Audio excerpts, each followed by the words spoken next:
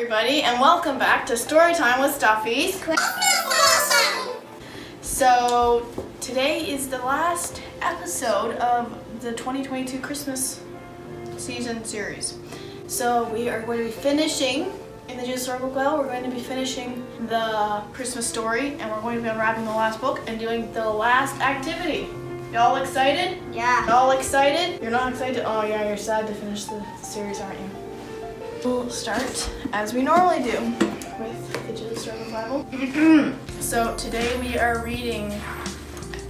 Last episode we started the Nativity of the Christmas series, and now we are in the next part of that. It is called The Light of the Whole World, and it is found in Luke chapter 2. The same night, in amongst the other stars, suddenly a bright new star appeared. Of all the stars in the dark vaulted heavens, this one shone clear. It blazed in the night and made the other stars look pale beside it. God put it there when his baby son was born, to be a spotlight, shining on him, lighting up the darkness, showing people the way to him.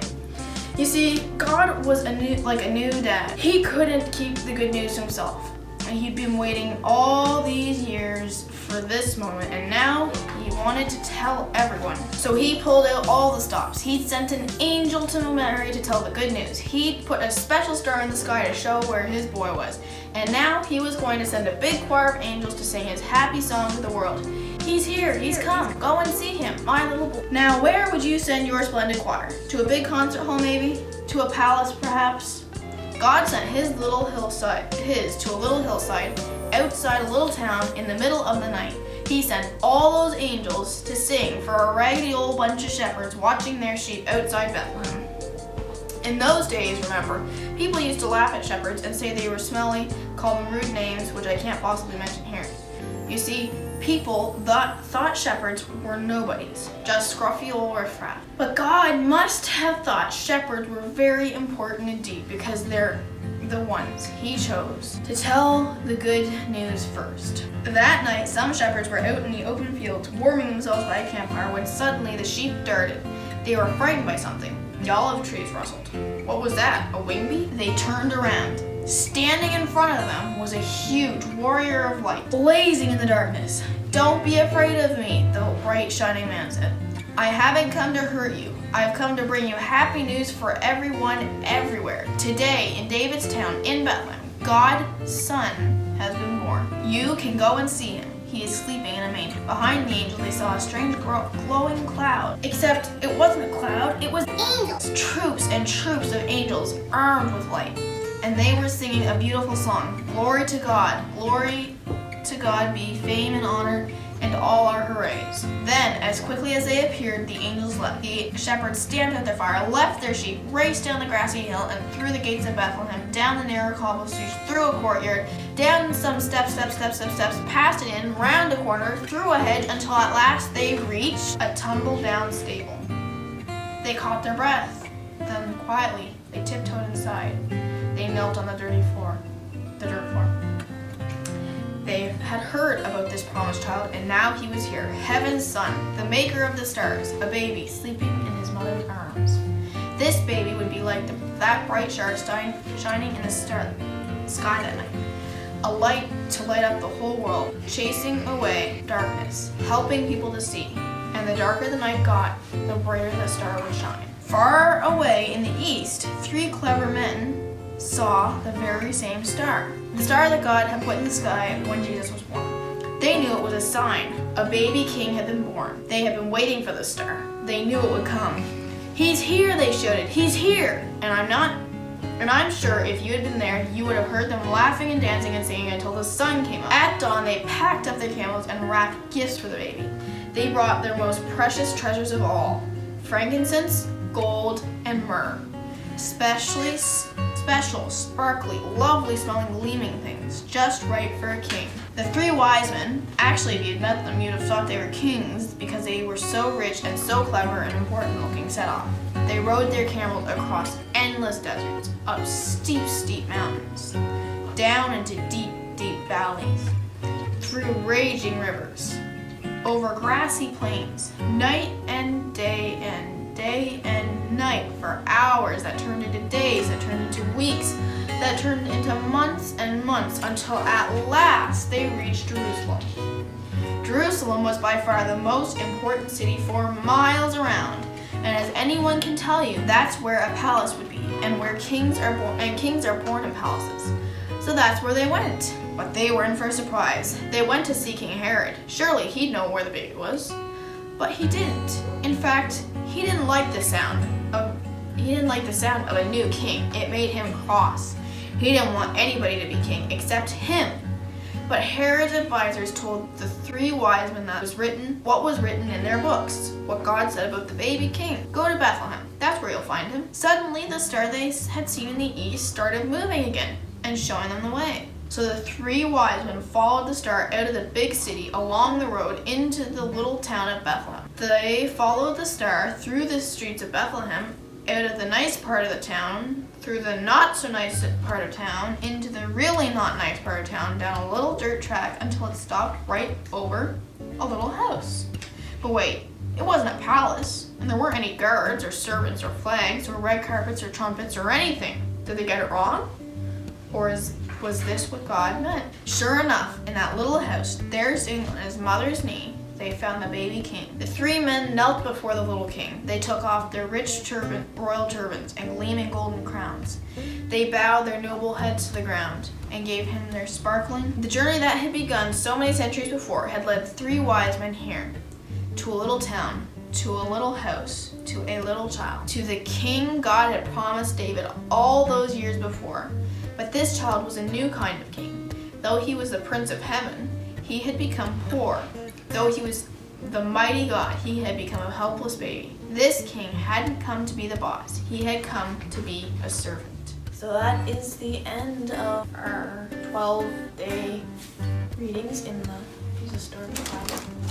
Now there are some questions, but also, don't you think it's interesting how 3 wise men were they thought that the star was so important that they traveled for months just to get to the star, and they were basically trusting God to show them the way because they were traveling for years, so they might have thought they lost their way, but they were following that star. And you think that was cool?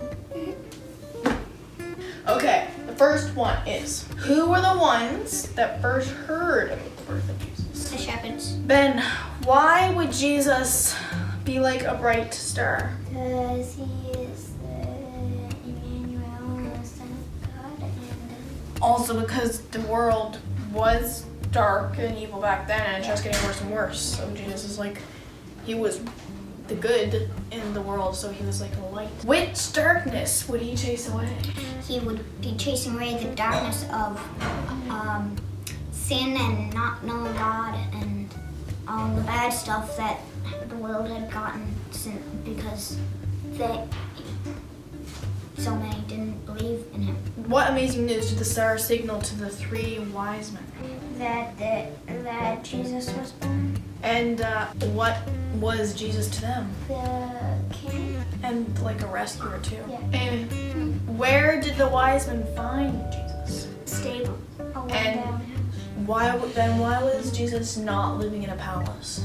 Because he was a servant, not a king. Exactly, and he was very humble. Now it's time to unwrap a book, and Ben gets to unwrap this time, so hold it up for the camera to see. There's only one book, so Merry Christmas, Mom and Dad. I wanted to make Christmas very special just for you, so I made a Christmas wreath.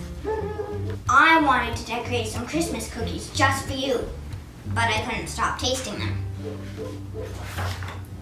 I wanted to find a Christmas present just for you, but there were too many toys to look at. So I asked Santa to bring you a special present instead. I wanted to wrap the baby's present just for you, but the tape was too sticky. I picked out a Christmas tree just for you, but it was too big to take home. I wanted to carry the Christmas balls just for you, but the box was upside down. So I got out the Christmas lights, but they were all tangled. I wanted to put the star on top of our tree all by myself, so Dad helped. On On Christmas Eve, I tried to go right to sleep just for you, but I was too excited.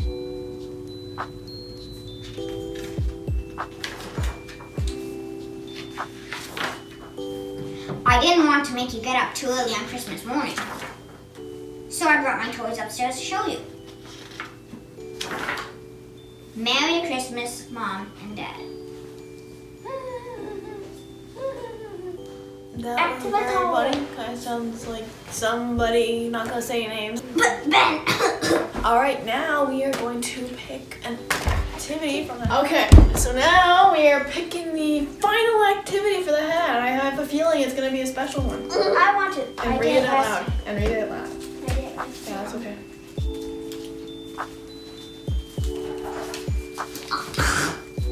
What does it say? Okay. Let's have a Christmas dance party. Alexa, resume music. You're just gonna make it work. The video. Get out in the middle and start dancing. You have to dance to it. Yeah, but no, I get to go.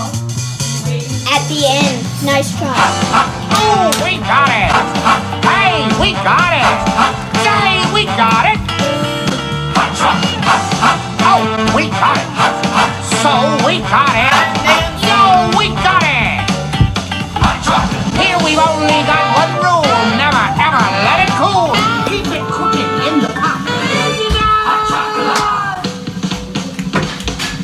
I should be wearing my booksy glasses so my identity is hidden.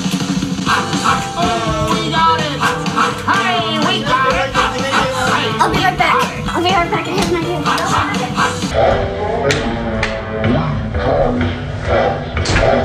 Oh, we got it! Yo, we got it! Here we only got one. So you got hot chocolate. Oh, we got it! Hey.